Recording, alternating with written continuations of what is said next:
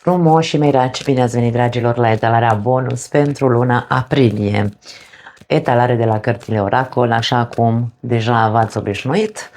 Și înainte să trecem la treabă, vreau să vă doresc sărbători fericite, pentru că abia acum mi-am dat seama că de fapt ne apropiem cu pași mari către sărbătoarea Paștelui și zic, Doamne, o să treacă această etalare fără ca eu să pot să spun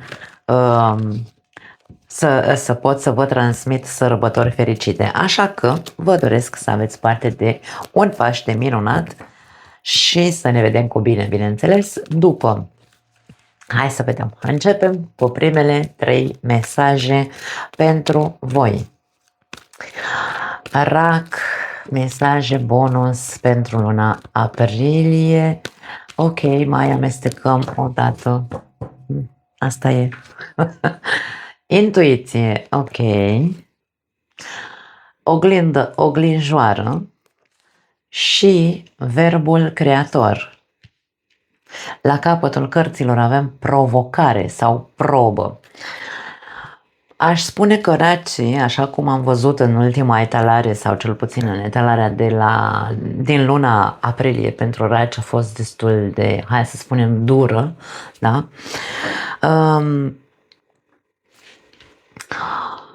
Putem să spunem că poate foarte mulți dintre raci trec printr-o perioadă cu probe, printr-o perioadă labirintică, unde vor trebui să găsească maniera să iasă din această încurcătură în care se află sau din această încurcătură mentală.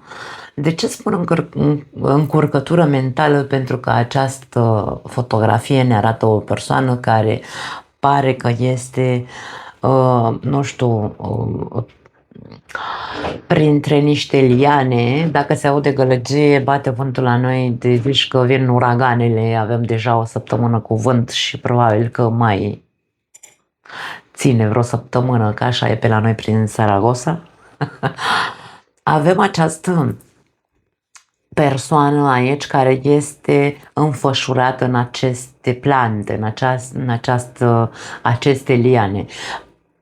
Încărcătura mentală fiind această imagine în jurul capului acestei persoane ne poate da impresia că ne vorbește despre un labirint mental. Mintea noastră de foarte multe ori ne minte și ne completează anumite, hai să spunem, puzzle-uri, da, anumite povești din capul nostru ni le completează cu, nu știu, cu ce-o fi, nu contează. Ideea este că ne bagă mai rău în probleme sau ne bagă în acest labirint mental din care ne este greu să ieșim. Poate fi o perioadă, hai să spunem, din punct de vedere mental sau psihologic pentru mulți dintre raci, o perioadă încălcită, o perioadă greoaie, din care ei vor trebui să iasă din capul lor. Da? Cumva va trebui să găsiți maniera în care să creați alte cuvinte în capul vostru, diferite de cele pe care vi le spuneți sau pe care mintea voastră vi le spune ca fiind reale, să schimbați povestea. Aici e vorba despre a crea. Verbul creator vorbește despre primul a fost cuvântul, se spunea în Biblie, da? În momentul în care cu cuvântul putem să materializăm alte lucruri sau cel puțin să ne așezăm altfel acest labirint în capul nostru. Nu este doar despre a crea cu cuvântul, să zicem așa, ci este și despre a asculta sufletul. Intuiția se află, din punctul meu de vedere, în sufletul nostru, pentru că atunci când ea este activată, ceea ce noi simțim în corpul nostru vine de undeva de aici, din stomac. Hai să spunem din chakra, dacă vreți, chakra inimii. Așadar, în momentul în care avem anumite senzori interioare, e clar că intuiția noastră este activată. Când nu este activată, este din cauza că mintea este foarte activă și ascultăm mult mai mult mintea decât sufletul. Însă, dacă ne concentrăm sau cu vorba, da, cu cuvântul spunem, nu știu, fă-ți un soi de mantră care să îți relaxeze mintea, care îți spune atât de multe lucruri încălcite. Încearcă să fii, energetic vorbind, cât mai liniștit posibil, ca să se liniștească cuvintele din capul tău, ca să poți să micșorezi vocea capului și să maximizezi vocea sufletului, intuiția. Atunci putem, în sfârșit, să avem simțurile activate, pentru că în momentul în care intuiția noastră se activează, începem să simțim lucruri. Când stăm doar în capul nostru, în ideile încălcite, simțurile ca și cum se deconectează de noi. În momentul în care ne luăm timpul necesar, nu contează cât timp, de cât timp ai nevoie, de cât timp avem nevoie fiecare dintre noi. Unii o săptămână, unii o oră, unii o lună, nu contează. Important este să poți să îți cobori frecvența neuronală, da? Și să activezi aceste simțuri ca să îți pună în fața ta, că aici avem oglinda, ca să-ți transpună realitatea așa cum este sau viața așa cum este. În această fotografie vedem alb și negru. Da? Jumătate de persoană este albă, jumătate este neagră. Jumătate este cu măști, jumătate este pură, este autentică. Partea inimii, da? Această intuiție despre care vorbeam, este așezată pe partea pură. Vedem aici inima, da? Aici e vorba despre în momentul în care ne conectăm cu această intuiție, cu această inimă, începem să vedem și să înțelegem de ce, sau să vedem în această oglindă numită realitate, da? De ce m-am ascuns în spatele unor măști? De ce nu am îndrăznit să-mi arăt, nu știu, autenticitatea, să zicem așa? De ce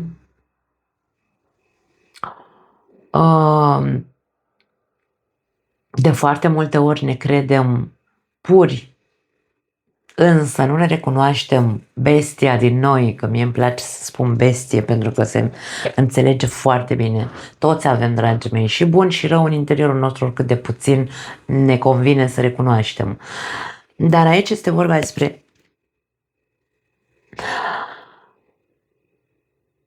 e momentul ca tu să vezi încălcarea mentală în care te afli și să te conectezi cu interiorul tău pur, autentic, și cu ajutorul acestei reconexiuni care se află în tine, această intuiție, vei putea vedea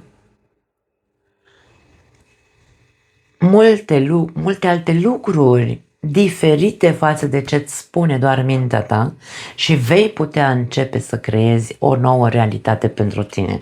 Cam astea simt, cam astea, așa, uite, că a ieșit așa, mesajul pentru voi. Cam asta este ideea, aș spune, cu ceea ce vor să transmită aceste mesaje. Racul este intuiție, însă de foarte multe ori ignorăm sau poate ne ascultăm intuiția, însă intuiția noastră nu se bazează pe bun și rău, se bazează doar pe bun sau doar pe rău. Și de aia ceea ce creăm poate fi un haos pe care noi îl credem real. Da? Un alt mesaj. Hai să vedem alte mesaje pentru voi.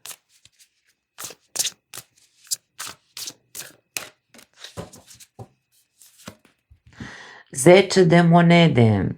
A ieșit și la Gemeni acest mesaj pe aceeași poziție, nu știu dacă aveți, nu știu, ascendent sau alte planete în Gemeni. Aici mesajul este următorul. A avea totul este diferit pentru fiecare dintre noi. Ce înseamnă totul pentru tine? 10 de monede în tarotul universal vorbește despre abundență, vorbește despre, nu știu, hai să spunem, siguranță din toate punctele de vedere, atât materială cât și relațională. Vorbim despre moșteniri, poate fi 10 de monede, de ce nu? Deci aici, ce înseamnă totul pentru tine? Ascultă-ți inima în ceea ce privește dorința de a avea acel totul. Da. Dacă înainte erai mulțumită ca persoană, că aveai 10 lucruri în viața ta, aici avem 10 pisici, dacă aveai 10 pisici și erai mulțumită, na, dar acum nu mai ești mulțumită.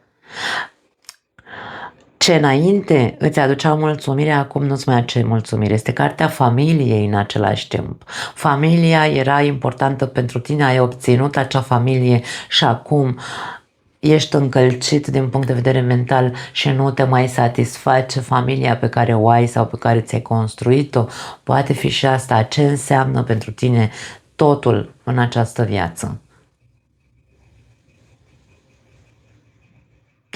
Aș spune că tu, hai să spunem, pe interiorul tău, intuitiv, tu știi că ai deja totul, doar că poate acest labirint mental nu te lasă să vezi ceea ce ai și nu reușești să...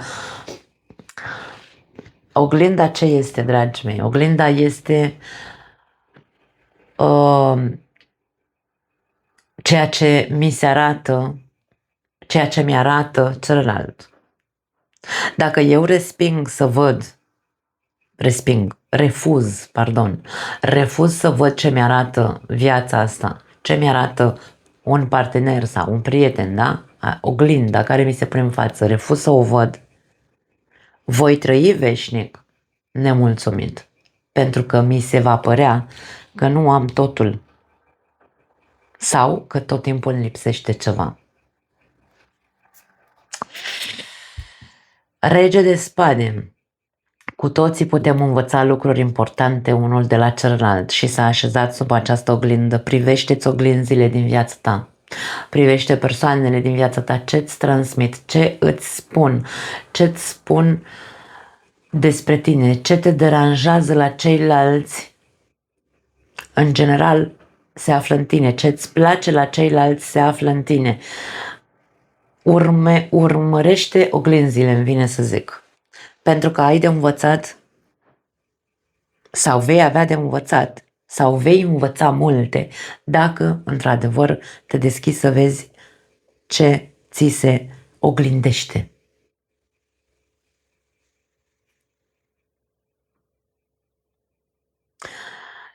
Cred că Einstein spunea că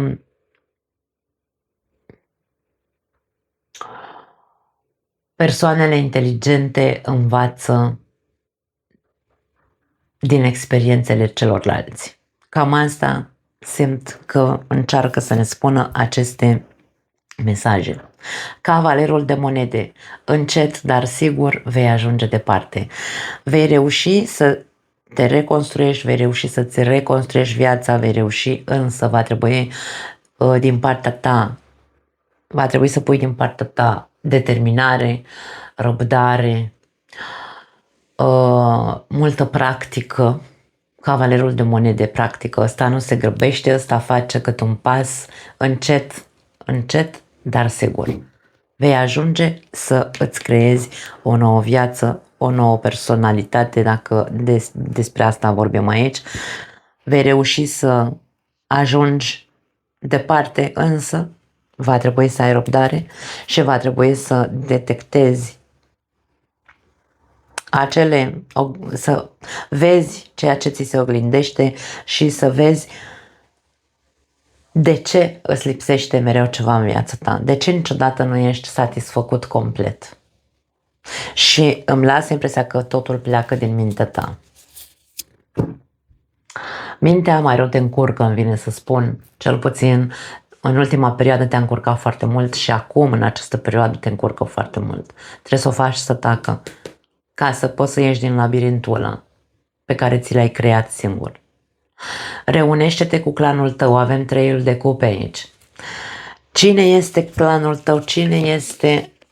Cine sunt persoanele care pentru tine au însemnat ceva? Cine este această construcție de 10 de monede? Și nu ne referim doar la familie. Atenție, clanul nostru nu are de văzut doar cu familia din care provenim. Dacă familia, clanul ce înseamnă? Persoane cu care eu, uite aici așa, avem această fotografie, persoane care mai ciudate, dacă vrei, diferite între ele, care în momentul în care se unesc sunt în armonie. Adevărații prieteni, adevăratele persoane care, dacă sunt parte din familia ta, sunt acelea cu care tu te simți în armonie. Nu sunt, dacă sunt din familia ta și ceea ce îți creează mai mult disconfort, nu ai de ce să le păstrezi în jurul tău.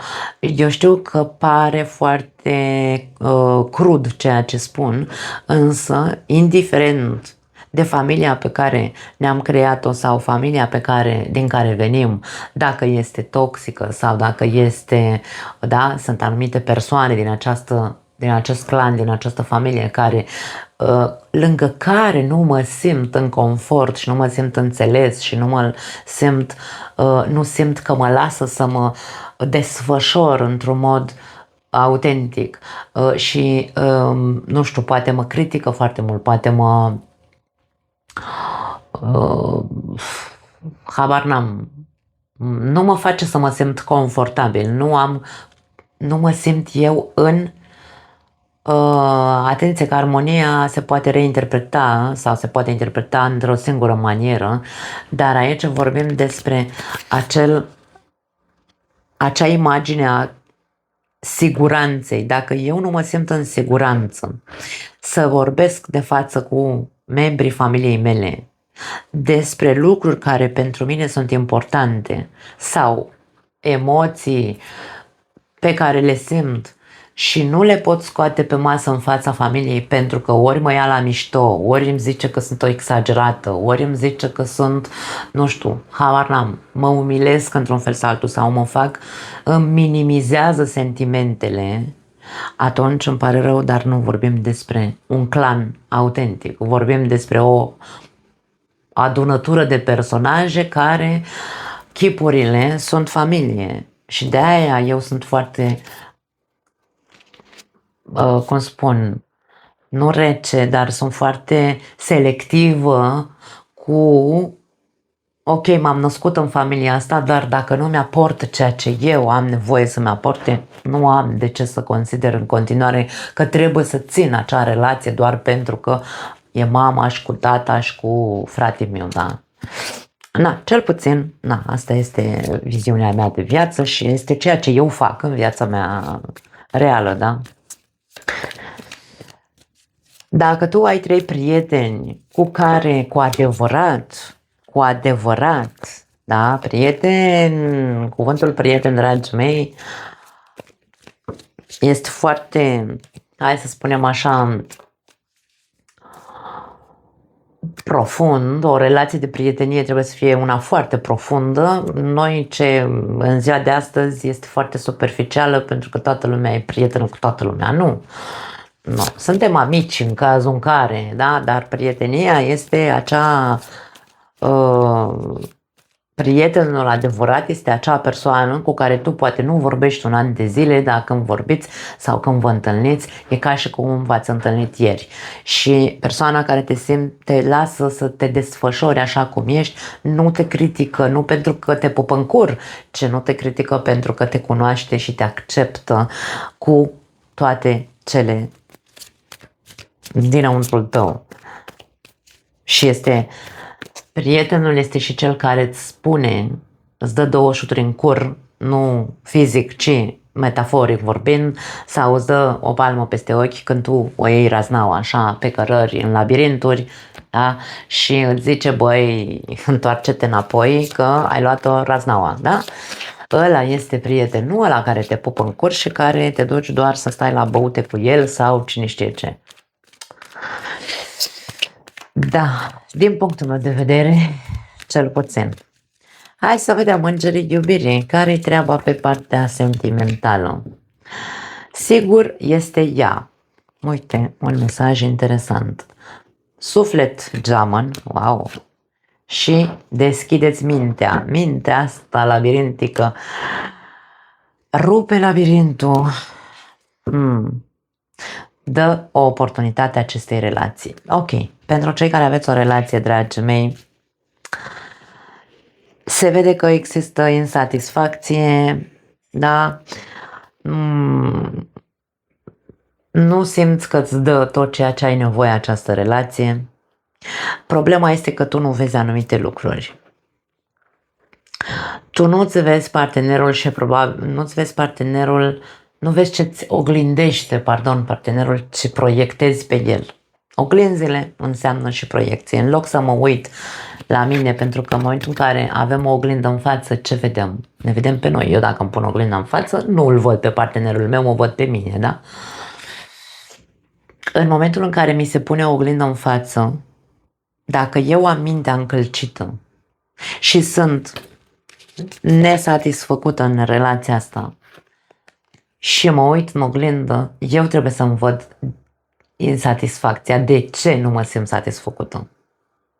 Când pun oglinda pe mine, văd ceea ce și eu aduc în relație, pentru că pot aduce bun, dar pot aduce și rău în relație.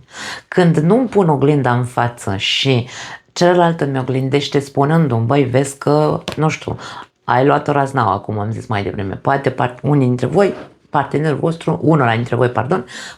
vostru vă zice, vezi că ai luat-o pe cărări, nu știu unde ești, nu știu ce faci în viața ta, de ai încălcit și ai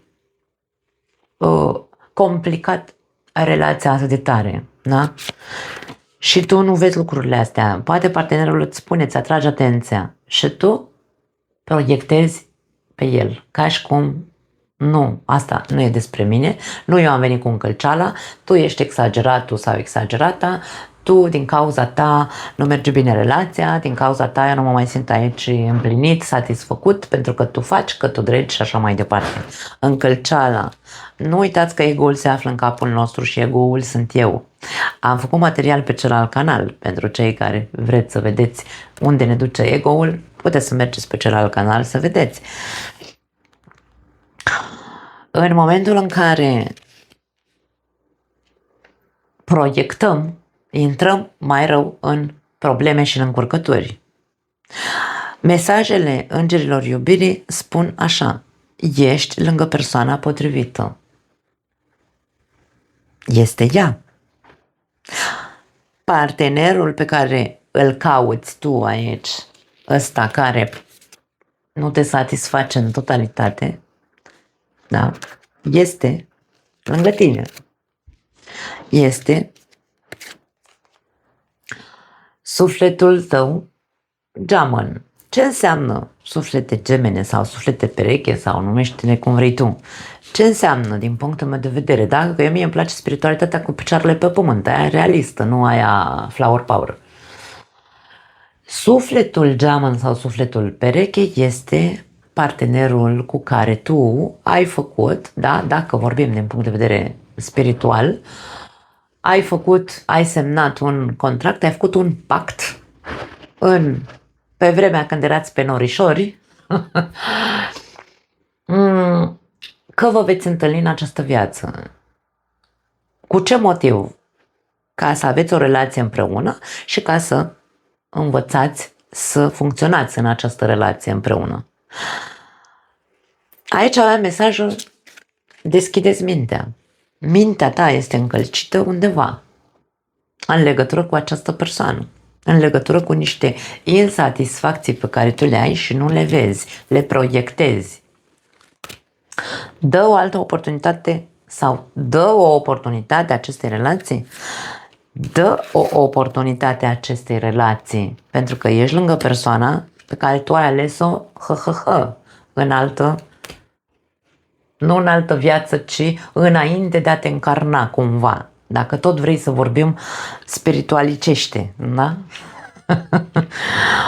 Însă, nu e vorba de dă-i o oportunitate acestei relații și atât, ne așezăm așa în relație și ne uităm unul la altul cu aceleași insatisfacții și cu aceleași labirinturi mentale. Labirinturi sau labirinte, nici nu știu cum se zice, dar pe mine puțin mă interesează aceste mici detalii gramaticale, pentru că se înțelege. Este vorba de a crea o altă dinamică în această relație. Este vorba de a fi determinat și de a munci, de a face lucruri, nu de a sta cu mâinile în sân, da? Aici e vorba, primul pas este, totul începe cu vorba, cu verbul, da? Schimbați-vă modul în care vă vorbiți. Pentru că noi degeaba încercăm să ieșim din labirint sau să dezlușim dacă nu schimbăm modul în care comunicăm între noi. Și faceți lucruri palpabile. Cavalerul de monede poate fi sau poate vorbi și despre hai să începem să ne facem, nu știu, să fim mult mai atenți unul cu celălalt, să ne facem câte o invitație, dar ambii parteneri aici, nu e vorba doar despre unul trebuie să facă ăsta încălcitul, nu, într-o relație suntem doi. Când unul începe să își schimbe forma de a se comporta, maniera în care se comportă celălalt, este imposibil să nu se dea după el dacă aici vorbim despre suflete gemene, adică ambii simt, da? Ambii simt că vor să fie în această relație. Și atunci și celălalt își va schimba comportamentul. Începem să ne facem câte un cadou din când în când, să fim atenți la nevoile celuilalt, facem lucruri. Aici e vorba despre a dovedi, despre a demonstra, nu despre a sta cu mâinile în sân. Dacă dăm oportunitate relației, pentru că asta se spune, da?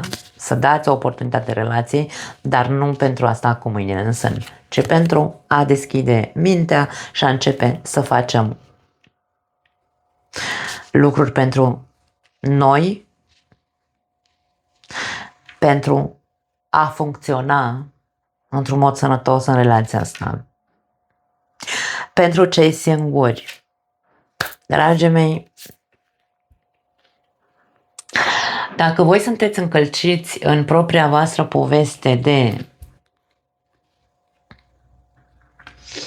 relații eșuate, am dat numai peste parteneri X, Y, Z, habar n-am, etichetează cum vrei tu.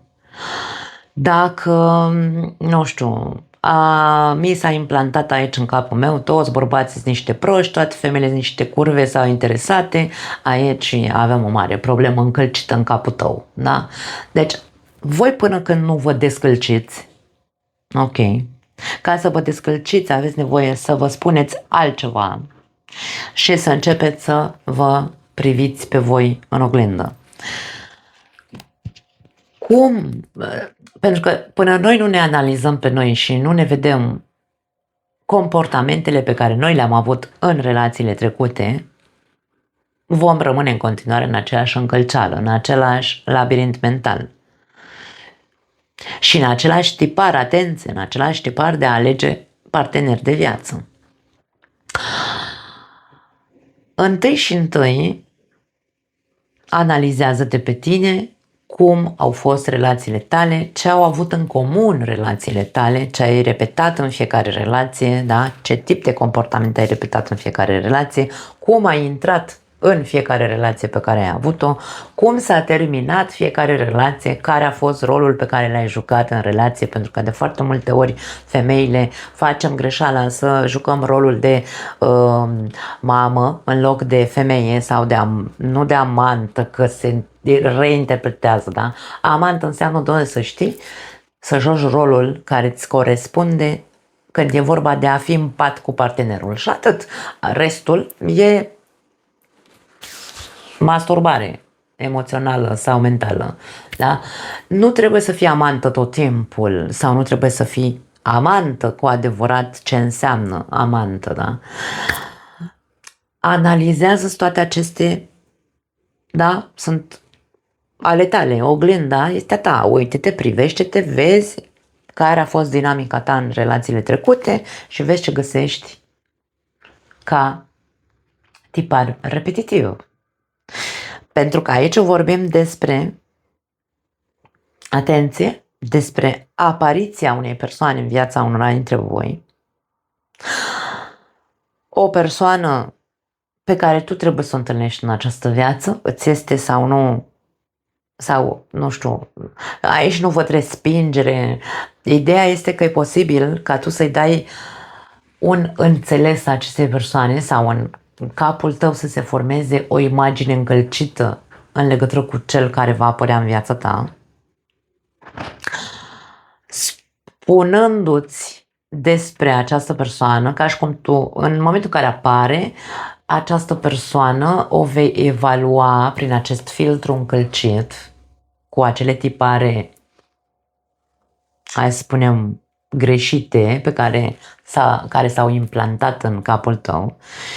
Și nu că nu îți va plăcea această persoană sau te vei avea sentimente de respingere, nu. Nu e despre asta, e vorba despre nu încerca să-i cauți nod în papură. Lasă încet să vezi, să descoperi persoana. Deschideți mintea, ieși de acolo, din tiparele astea, pentru că este despre a-ți asculta sufletul, pentru că aici avem o conexiune sufletească între tine și această persoană. Nu este o persoană random pe care vezi, Doamne, nu o simți și nu înțelegi ce-i cu ea în viața ta. Nu. Este altceva pe care tu, dacă intuiția ți-o activezi și ți activezi sufletul, aici vei simți o conexiune sau vei simți că ceva există acolo. Poate chiar dacă în principiu va fi respingere din partea ta, ceva tu vei, ceva în tine îți va spune nu respinge totalitate. Unii dintre voi, într-un mod foarte, hai să spunem așa, inconștient, veți refuza persoana din cauza acestei minți active pe care o aveți în buclă. Dă o oportunitate acestei relații, dă o oportunitate acestei persoane, dă oportunitatea de a-l cunoaște, de a-ți demonstra cine e, ce treabă are în viața ta, da? Pentru că veți ajunge departe din ce se vede aici. Nu e vorba de un fost partener, atenție, dacă asta vă întrebați unul dintre voi, nu. Nu este un fost partener. Este altcineva. Poate că ceea ce te va deranja de la această persoană este că îți va pune o oglindă în față și îți va spune stai cu minte că nici tu nu ești chiar așa de bine, poate nu-ți zici așa dur ca mine, că na. Dar poate îți va spune anumite lucruri care te vor durea acolo, îți vor răni ego-ul într-un fel sau altul. Da, îți va oglindi ceva această persoană. Dar este persoana potrivită pentru tine, da? Acel suflet geamăn sau pereche. Mai departe, foarte tare.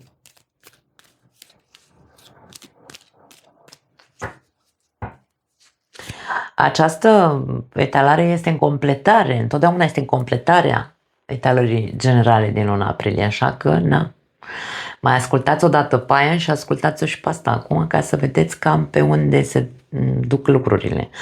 Avem rechinii, putere și supraviețuire avem aici. Trandafirii sau, mă rog, florile, romantism și dulceață, vezi?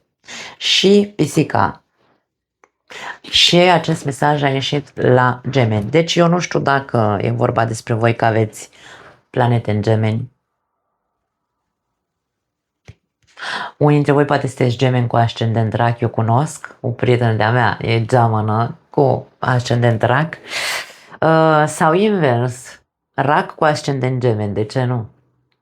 Aici avem pisica care vine cu gelozie și cu bârfă sau invidie, da? Avem muntele și acest mesaj a ieșit la Gemeni, deci aici putem să spunem că da. Da, și dacă nu ai conexiune cu Gemini și așa te invit să vezi acea etalare pentru că pare că are o mare conexiune. Muntele vine cu mesajul de, hai să spunem, greutăți, da? Dar care pot fi depășite. Greutăți și depășirea greutăților este mesajul acestui card. Acum, din punct de vedere emoțional, dragii mei, sau mă rog, în relații aici, despre dragoste, despre iubire, vorbim despre faptul că această relație va supraviețui, această relație se va repune pe picioare. Pentru cei singuri, această relație este o relație de, hai să spunem, într-un fel sau altul de care te va face să vezi că ai reușit să depășești foarte multe lucruri de care în trecut probabil că te legai foarte mult, rămăsese acolo ancorat în ceva, da? Până acum. Ei bine, persoana asta care apare în viața ta te va face să depășești acel munte, acele multe probleme încălcite din capul tău. Vorbim despre, pentru cei singuri, e vorba despre o relație romantică, cu foarte multă dulceață și cu foarte multă, nu știu ce să zic, nu neapărat romantică ca în filmele de dragoste, dar este ceva de suflet, e ceva frumos. Gelozia și bârfele, atenție la ceea ce îți spun persoanele invidioase și geloase. Pentru că, așa cum am spus aici, acest mesaj reunește-te cu clanul tău, ascultă persoanele care într-adevăr îți spun adevărul verde în față, nu alea care te lingușesc, nu alea care îți spun vai ce mă bucur pentru tine, mai ales vocile astea, dragii mei. Trebuie să fim atenți la toate aceste amănunte în această viață, acele persoane care vai ce mă bucur pentru tine că ai găsit în sfârșit pe cineva, vai ce mă bucur pentru tine că ai reușit să spui relația pe picioare, vai ce mă bucur pentru... Ascultă și citește printre rânduri, pentru că în jurul tău există persoane invidioase sau persoane care, nu știu, te influențează într-un fel sau alt. Bârfele sunt vorbe influențabile care te pot duce la multă încălceală sau poate care te-au influențat și te-au dus la această încălceală până acum. Tu trebuie să ai mintea deschisă, mintea clară, să știi foarte bine ce ai de făcut, nu mai asculta nici în stânga, nici în dreapta, mai bine ascultă-te doar pe tine și privește-te doar pe tine și comportamentele tale în relația ta, da? Cam asta este ideea. Veți supraviețui, veți reuși să ieșiți din asta, da, dar insist, nu stând cu mâinile în sân, trebuie să se schimbe comportamentele și modul în care comunicați.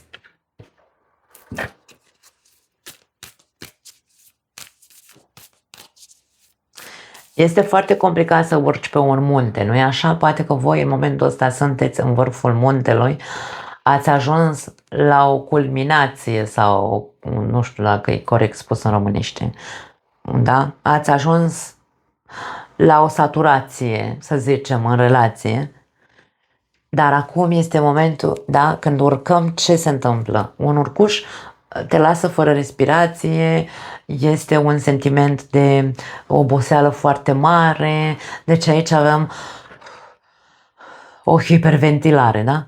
Nu mai pot cu asta, e prea mult. Nu mă simt satisfăcut. Însă acum e momentul să coborâm frecvența inimii. De-aia spun, luați-vă momente de respiro ca să puteți să faceți mintea să tacă, ca să puteți să înțelegeți și să vă vedeți contribuția voastră și să începeți să faceți aceste schimbări în a vorbi, în a comunica altfel, în a coborî frecvența, da? Decibelii în cazul în care e despre asta, sau critica. Pentru că cu gura ce facem? Proiectăm, criticăm, tu, din cauza ta, doar tu, mereu faci asta, bla bla bla. Astea sunt chestii care fac foarte mult rău în relație și dacă avem influența cuiva care ne zice, păi eu nu știu cum mai stai cu persoana asta lângă tine, indiferent femeie, bărbat. Nu știu cum stai, nu știu cum poți să suporți să-ți facă lucrurile astea, nu știu cum poți să... Influența, dragii mei. Ascultă-ți prietenul care zice, băi, tâmpitule, tâmpito, că iar o iau razna la voi, băi, vezi dracu că-ți distrugi relația. Ascultă-l pe ăla care zice, uite așa în față. Nu pe ăla care zice, aoleu, nu știu cum poți să stai. Acum, dragii mei, dacă vorbim despre relații toxice, că eu nu văd aici toxicitate, atenție, da? Deci eu nu văd toxicitate. Dacă e o relație toxică, nu e cazul aici, dar dacă vorbim despre asta, e clar că trebuia să pleci de mult de acolo, eu nu pot să spun altceva. Dar nu văd asta aici. Noi avem puterea atât să construim cât și să distrugem. Cu ce? Cu gura. Cu gura și cu mintea noastră încălcită. Și cu influențele care le avem din exteriorul nostru. Dacă nu vrem să vedem asta, cât de mai mult de atât aceste mesaje, aceste cărți nu pot transmite. Ceea ce noi facem aici e psihologie pură. Cine vrea predicții că vine sufletul tău pereche, uite, ți-am zis că vine, dar tu trebuie să faci ceva. Când vine sufletul ăsta pereche, nu trebuie să stai așa doar să caști gura și să iei mesajul și să-l bagi direct în stomac, da? Și tu ai lucruri de făcut în această viață, nu doar să stai să iei mesaje din tarot și să le înghiți și atât. Fii prioritate în viața ta. Gândește înainte de a judeca. Frânează ritmul și mesajul ăsta e și la Gemeni. Frânează ritmul și bucură-te de viață. Pictează-ți soarele din nou pe cerul tău. Doar tu poți să-ți creezi, să-ți construiești din nou relația, viața, să te reconstruiești, așa cum am zis la început. Ideea este, aici avem creație, această persoană își desenează pe un perete, și-a desenat un castel, a desenat niște flori sau grădina din castel, deci aici își creează propriul spațiu care este destul de luminos. Aici avem o altă persoană care pictează acest soare pe un alt perete. Deci vorbim despre cine își construiește fericirea. Vine cineva să-ți aducă un borcan de fericire sau o sacoșă cu fericire, ia de aici, racule, fi fericit, ți-am adus fericire, na, bag-o în stomac. Nu. Noi suntem responsabili de cât suntem de fericiți sau nu. Noi avem puterea să construim sau să distrugem cu ceea ce spunem.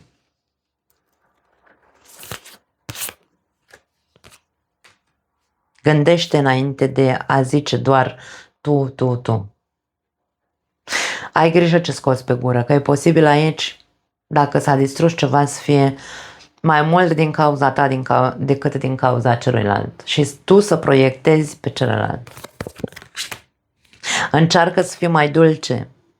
Încearcă să fii mai, nu romantic, atenție, fii mai atent la nevoile celuilalt. Da? Și frânează, lasă-ți prietenii aia care te învârt în propriul labirint sau sunteți conectați cu același labirint mental, sunteți la fel de pierduți în viața amândoi, da? Lasă-i, deschideți mintea și pune mâna și începe să faci altfel lucrurile, da? Cavalerul de monede. Și începe să te bucuri odată de viața în familie sau viața în relație. Bucură-te de viața asta. Bucură-te de persoana care apare în viața ta pentru cei singuri, da? Tu ești cel care își poate construi sau nu o viață fericită și frumoasă. Nu am altceva de zis. Vei reuși. Important este că vei reuși. Dacă vei rămâne pe drum, pe poziție, dacă vei practica și dacă îți vei schimba modul în care tu gândești și în care comunici. Nu pot spune altceva. Foarte frumoasă e talarea voastră. Foarte frumoasă. Faceți ce vreți cu aceste mesaje. Eu vă pupăcesc și ne vedem data viitoare. Ciao!